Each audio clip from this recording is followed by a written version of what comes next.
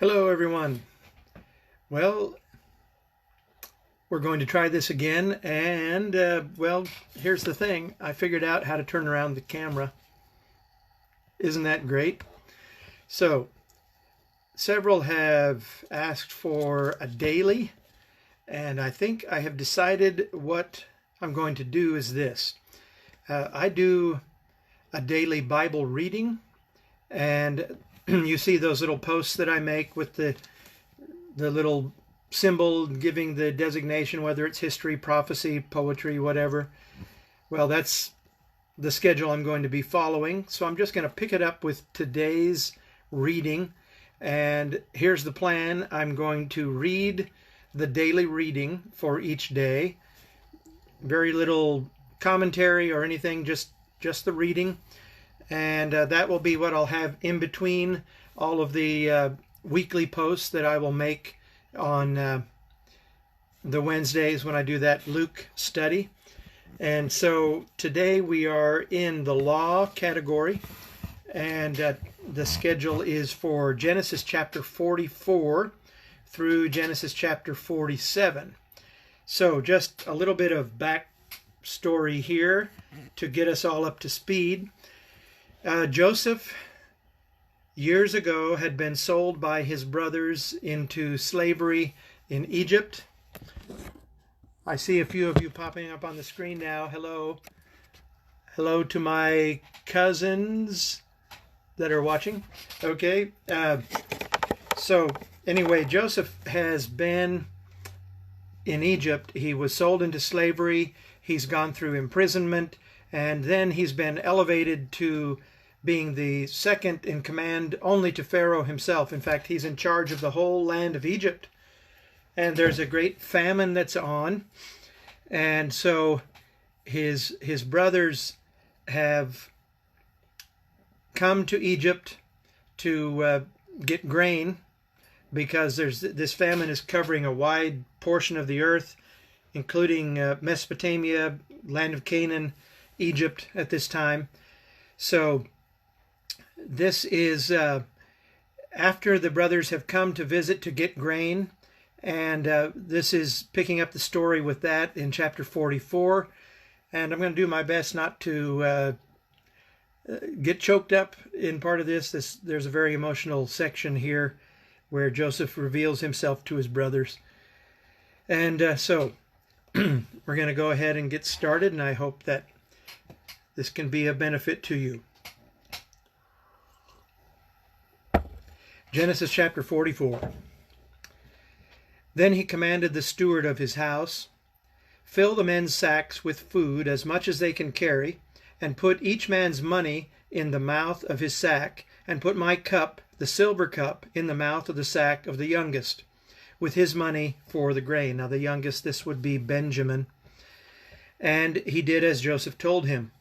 As soon as the morning was light, the men were sent away with their donkeys. They had gone only a short distance from the city. Now Joseph said to his steward, "Up, follow after the men, and when you overtake them, say to them, 'Why have you repaid evil for good? Is not from this that my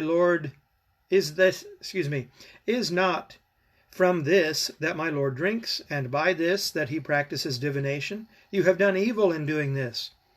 When he overtook them, he spoke to them these words. They said to him, "Why does my Lord speak such words as these? Far be it from your servants to do such a thing. Behold, the money that we found in the mouths of our sacks we brought back to you from the land of Canaan." And that was the first time. Hi, Kimber. Hi, Mark. Hi, Charles. Hi, Becky. So yes, the first time that the brothers had been, Joseph had put all their money back in their sacks, and they only discovered that like when they were bedding down for the first night on their trip back home. They brought the money back when they came again to Egypt. Now Joseph has done the same thing, except he has also put his special cup into Benjamin's sack. All right. "Behold, the money that we found in the mouths of our sacks we brought back to you from the land of Canaan. How then could we steal silver or gold from your Lord's house? Whichever of your servants is found with it shall die, and we will also be my Lord's servants. he said, "Let it be as you say. He who is found with it shall be my servant, and the rest of you shall be innocent." Then each man quickly lowered his sack to the ground, and each man opened his sack, and he searched, beginning with the eldest and ending with the youngest. And the cup was found in Benjamin's sack. Then they tore their clothes, and every man loaded his donkey, and they returned to the city. When Judah and his brothers came to Joseph's house, he was still there. They fell before him to the ground. Joseph said to them, "What deed is this that you have done? Do you not know that a man like me can indeed practice divination?" And Judah said, "What shall we say to my lord? What shall we speak? How can we clear ourselves? God has found out the guilt of your servants. Behold, we are my lord's servants, both we and he also in whose hand the cup has been found." But he said, "Far be it from me that I should do so. Only the man in whose hand the cup was found shall be my servant. But as for you, go in peace to your father." Then Judah went up with him and said, "My lord, please, let your servant speak a word in my lord's ears, and let not your anger burn against your servant, for you are like Pharaoh himself." My lord asked his servant, saying, "Have you a father or a brother?" That was their previous conversation when they were there before. And we said to my lord, "We have a father, an old man, and a young brother, the child of his old age. His brother is dead, and he alone is left of his mother's children, and his father loves him." Then you said to your servants, "Bring him down to me, that I may set my eyes on him." We said to my lord, "The boy cannot leave his father, for if he should leave his father, the father would die." Then you said to your servants, "Unless your youngest brother comes down with you, you shall not see my face again." When we went back to your servant my father, we told him the words of my lord. And when our father said, "Go again, buy us a little food," because Jacob, if you go back and read the other chapters, he was very reluctant to let them go, but of course they ran out of food, so he sent them again. Hello, Amy Thompson. Hello, Mark Flickinger. Hi, Linda Williams. Hi, Eric Miller. Hi, Linnea Carroll. Good to have you here. When we went back to your servant, my father, we told him the words of my lord. And when our father said, "Go again, buy us a little food," we said, "We cannot go down. If our youngest brother goes with us, then we will go down, for we cannot see the man's face unless our youngest brother is with us." Then your servant, my father, said to us, "You know that my wife bore me 2 sons. One left me, and I said, 'Surely he has been torn to pieces,' and I have never seen him since. If you take this one also from me, and harm happens to him, you shall bring down my gray hairs in evil to Sheol. Now therefore, as soon as I am come to your servant my father, the boy is not with us, as his life is bound up in the boy's life, as soon as he sees that the boy is not with us, he will die. And your servants will bring down the gray hairs of your servant our father with sorrow to Sheol." For your servant became a pledge of safety for the boy to my father, saying, "If I do not bring him back to you, then I shall bear the blame before my father all my life. Now therefore, please let your servant remain instead of the boy as a servant to my lord, and let the boy go back to his brothers. For how can I go back to my father if the boy is not with me? I fear to see the evil that would find my father." That was chapter 44. Hi, Merlin. Just saw your name. Thanks for watching. Chapter 45. Then Joseph could not control himself before all those who stood by him. He cried, "Make everyone go out from me." So no one stayed with him when Joseph made himself known to his brothers, and he wept aloud, so that the Egyptians heard it, and the household of Pharaoh heard it. And Joseph said to his brothers, "I am Joseph. Is my father still alive?" But his brothers could not answer him, for they were dismayed at his presence. So Joseph said to his brothers, "Come near me, please." And they came near, and he said, "I am your brother Joseph, whom you sold into Egypt. And now do not be distressed or angry with yourselves because you sold me here, for God sent me before you to preserve life. For the famine has been in the land these 2 years, and there are yet 5 years in which there will be neither plowing nor harvest. And God sent me before you, to preserve for you a remnant on the earth, and to keep alive for you many survivors. So it was not you who sent me here, but God. He has made me a father to Pharaoh, and lord of all his house, and ruler over all the land of Egypt. Hurry and go up to my father, and say to him, Thus says your son Joseph, God has made me lord of all Egypt. Come down to me, do not tarry. You shall dwell in the land of Goshen, and you shall be near me, and your children, and your children's children, and your flocks, and your herds, and all that you have. There I will provide for you, for there are yet 5 years of famine to come, so that you and your household, and all that you have, do not come to poverty. And now your eyes see, and the eyes of my brother Benjamin see, that it is my mouth that speaks to you. You must tell my father of all my honor in Egypt, and all that you have seen. Hurry and bring my father down here. Then he fell upon his brother Benjamin's neck and wept. And Benjamin wept upon his neck. And he kissed all his brothers and wept before them, and his brothers talked with him.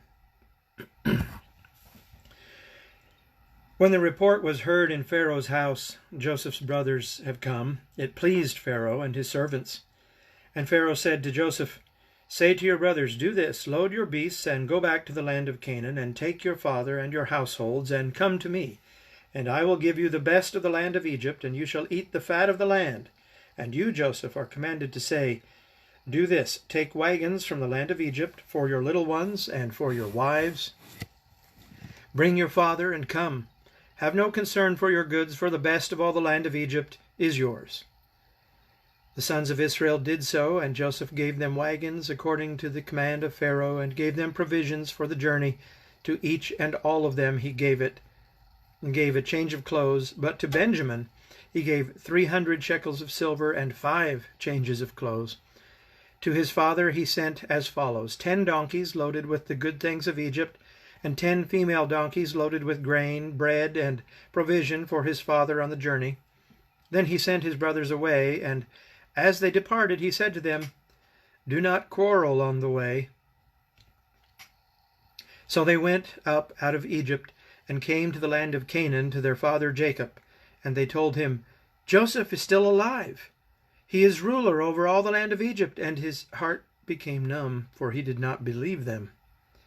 And when they told him all the words of Joseph which he had said to them, and when he saw the wagons that Joseph had sent to carry him, the spirit of their father Jacob revived. And Israel said, It is enough. Joseph, my son, is still alive. I will go and see him before I die. Hello, Brent. Hello, Cheryl. Nice to hear from you. Hi, Shirley Hudson. Hello, Jack Dyer. Hi, Grace. That was the end of chapter 45. And so we're going to begin now 46, when all of the family of Jacob comes to live in the land of Egypt.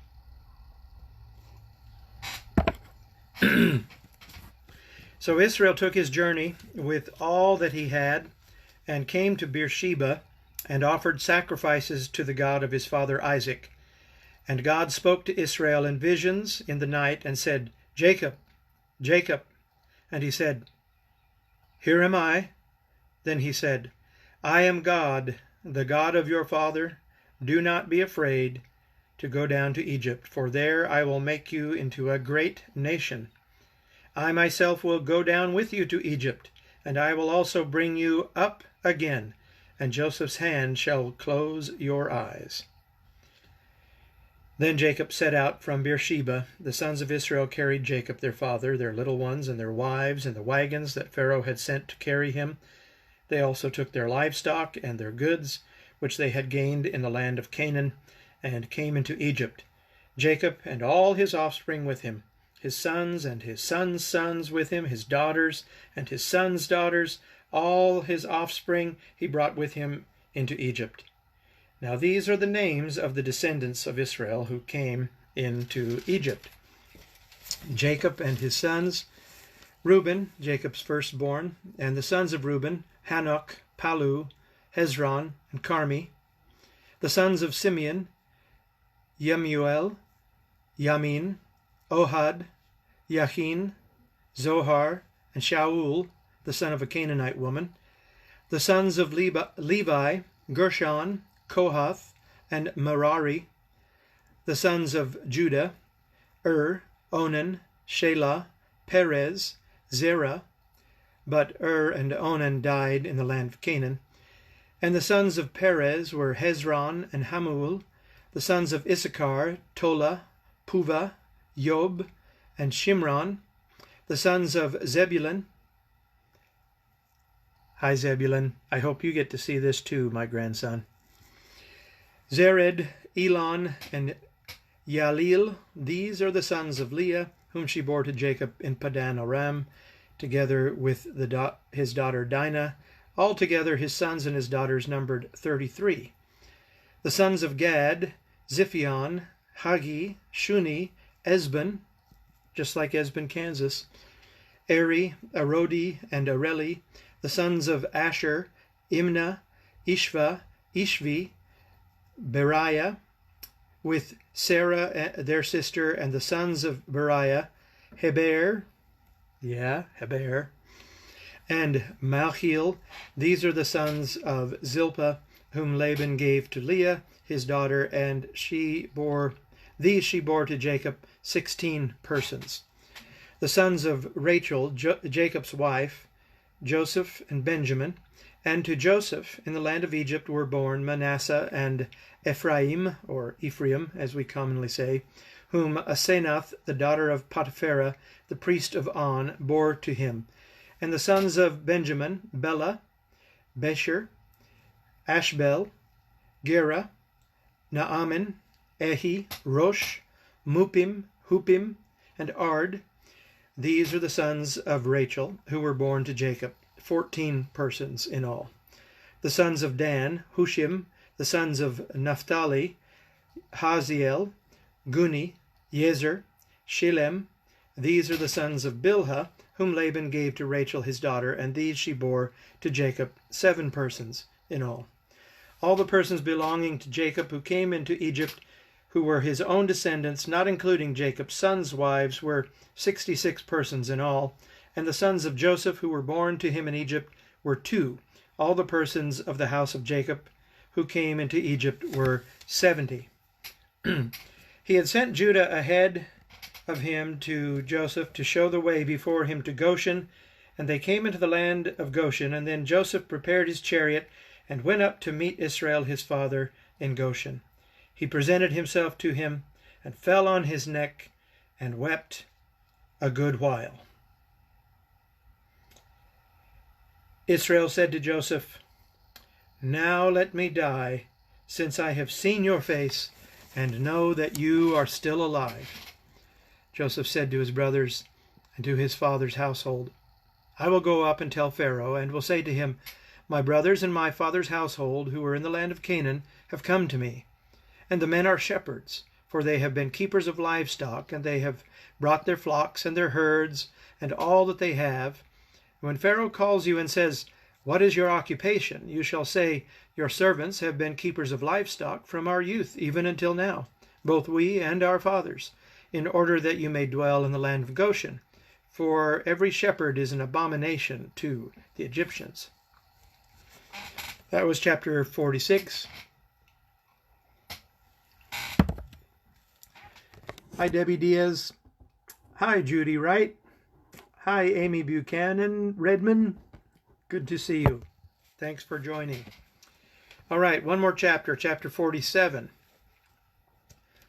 So Joseph went in and told Pharaoh, "My father and my brothers with their flocks and herds and all they possess have come from the land of Canaan.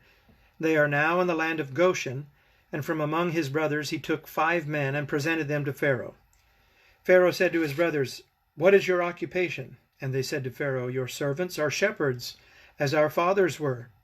They said to Pharaoh, "We have come to sojourn in the land, for there is no pasture for your servants' flocks, for the famine is severe in the land of Canaan. And now please let your servants dwell in the land of Goshen." Then Pharaoh said to Joseph, "Your father and your brothers have come to you. The land of Egypt is before you. Settle your father and your brothers in the best of the land. Let them settle in the land of Goshen. And if you know any able men, put them in charge of my livestock. So the Hebrews got to be in charge of all the cattle in Egypt, Pharaoh's cattle in Egypt. Then Joseph's brothers brought in Jacob his father and stood him before Pharaoh, and Jacob blessed Pharaoh. And Pharaoh said to Jacob, "How many are the days of the years of your life?" And Jacob said to Pharaoh, "The days of the years of my sojourning are 130 years. Few and evil have been the days of the years of my life, and they have not attained to the days of the years of the life of my fathers in the days of their sojourning." And Jacob blessed Pharaoh and went out from the presence of Pharaoh.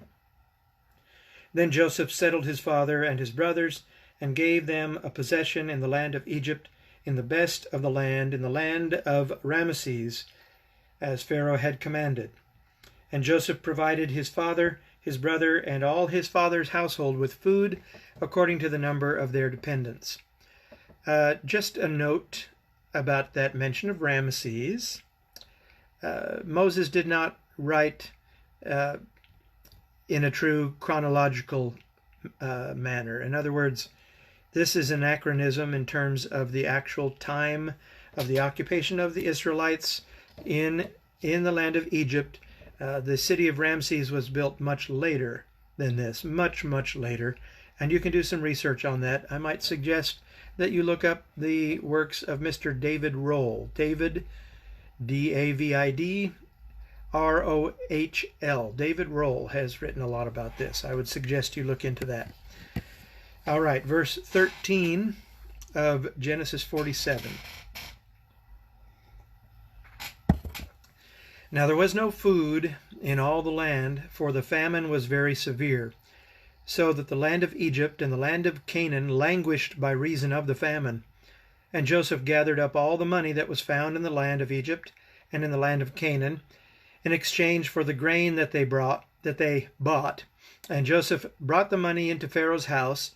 And when the money was all spent in the land of Egypt and in the land of Canaan, all the Egyptians came to Joseph and said, "Give us food. Why should we die before your eyes? For our money is gone."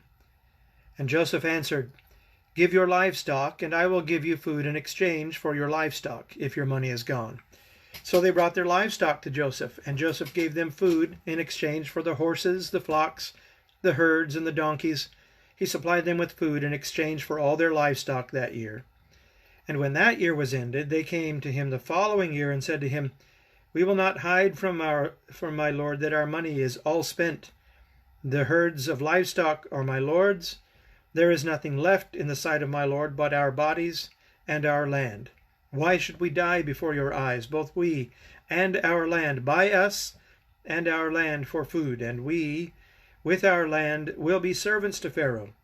And give us seed that we may live and not die, and the land may not be desolate." You see what they're suggesting here. They're setting up a sharecropping situation here in Egypt. Hello, Ricky Greenwood. Hello, Penny Parr Lowry. Hello, Elida. All right, verse 20. So Joseph bought all the land of Egypt for Pharaoh, for all the Egyptians sold their fields because the famine was severe on them. The land became Pharaoh's. And as for the people, he made servants of them from one end of Egypt to the other.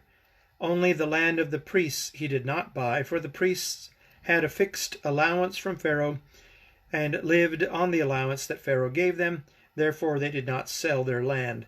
Then Joseph said to the people, "Behold, I have this day bought you and your land for Pharaoh. Now here is seed for you, and you shall sow the land. And at the harvest you shall give a fifth to Pharaoh, and 4/5 shall be for your own, as seed for the field, and as food for yourselves and your households, as food for your little ones." And they said, "You have saved our lives. May it please my lord, we will be servants to Pharaoh." So Joseph made it a statute concerning the land of Egypt And it stands to this day that Pharaoh should have the fifth of the land and that the land of the priests did not become Pharaoh's.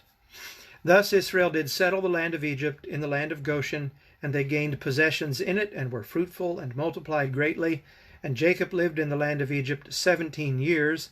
So the days of Jacob, the years of his life, were 147 years. And when the time drew near that Israel must die, he called his son Joseph, and said to him, If now I have found favor in your sight, put your hand under my thigh, and promise to deal kindly and truly with me.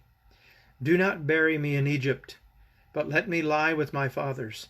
Carry me out of Egypt, and bury me in their burying place. He answered, I will do as you have said. And he said, Swear to me. And he swore to him.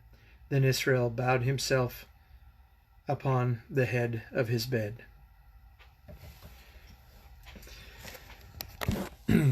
Hello, Mary Davenport Turner. Hello, Michael Salee. Well, that concludes the reading.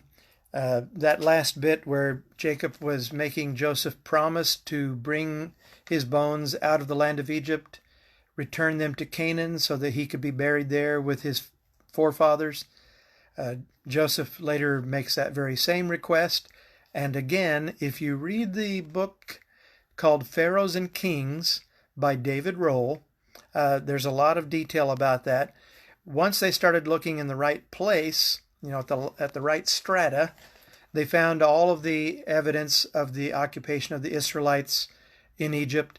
They even found Joseph's tomb there. And when they opened up the sarcophagus, guess what? No bones, because yes, they had taken those out. The Israelites had, just like it says later in the text, they had removed them and taken them to be buried over in Palestine. All right, well, that concludes this for today.